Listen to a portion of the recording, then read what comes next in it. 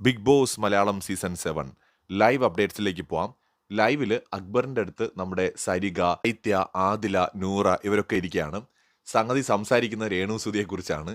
രേണുസുതി ഒന്നും ചെയ്യുന്നില്ല, ആക്റ്റീവ് അല്ല, മിണ്ടാതെ അവിടെ കിടക്കുകയാണ്, എപ്പോഴും കട്ടിലിൽ തന്നെ കിടക്കുകയാണ്. എല്ലാ ക്യാമറകളിലും പോയിട്ട് എപ്പോഴും സുതിച്ചേട്ടനെ കുറിച്ച് സംസാരിച്ചുകൊണ്ടിരിക്കുന്നു.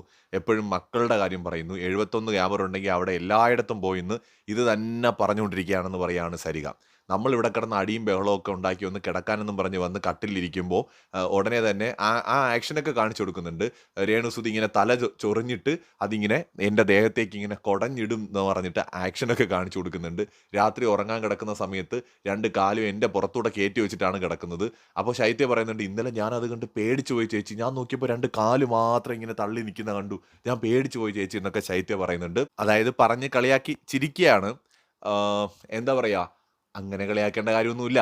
ഇനി അഥവാ സരികയ്ക്ക് എന്തെങ്കിലും ബുദ്ധിമുട്ടൊക്കെ തോന്നിക്കഴിഞ്ഞാൽ അത് രേണുസുധീരുടെ അടുത്ത് പറയുക, അല്ലേ? എല്ലാ മനുഷ്യർക്കും ചില കുറവുകളും കുറ്റങ്ങളും ഒക്കെ ഉണ്ടാവുമല്ലോ. ആരും പെർഫെക്റ്റ് ഒന്നുമല്ല. അപ്പം ഒരാൾക്ക് എന്തെങ്കിലും ഒരു കുഴപ്പമുണ്ട്, ഇപ്പം മുടി ഇങ്ങനെ കുടഞ്ഞ് ചൊറിഞ്ഞിടുന്നതൊക്കെ അവർക്കൊരു ബുദ്ധിമുട്ടായിട്ട് തോന്നിയാൽ അത് സരിക പറയേണ്ടത് രേണുവിൻ്റെ അടുത്താണ്. അതല്ലെങ്കിൽ കാല് പുറത്തൂടെ കയറ്റിയിടുന്നത് ഇഷ്ടമല്ലെങ്കിൽ അത് രേണുവിൻ്റെ അടുത്ത് പറയണം. രേണു ക്യാമറയിൽ പോയി സംസാരിക്കുന്നത് ഓവറായി തോന്നുന്നെങ്കിൽ അത് രേണുവിൻ്റെ അടുത്ത് പറയണം. അതിനുള്ള ഗട്ട്സ് അല്ലേ കാണിക്കേണ്ടത്. അല്ലാതെ അവരറിയാതെ മാറിയിരുന്ന് 5-6 പേര് ചേർന്ന് അവരെ കളിയാക്കി പരിഹസിച്ച് ചിരിക്കുന്നതിൽ എന്ത് അർത്ഥമാണുള്ളത്? എന്തോ അത് കുറച്ച് അനാവശ്യമായ ഒരു പ്രവൃത്തിയായിട്ട് തോന്നി. കൂടുതൽ ലൈവ് അപ്ഡേറ്റ്സുമായി വീണ്ടും വരാം.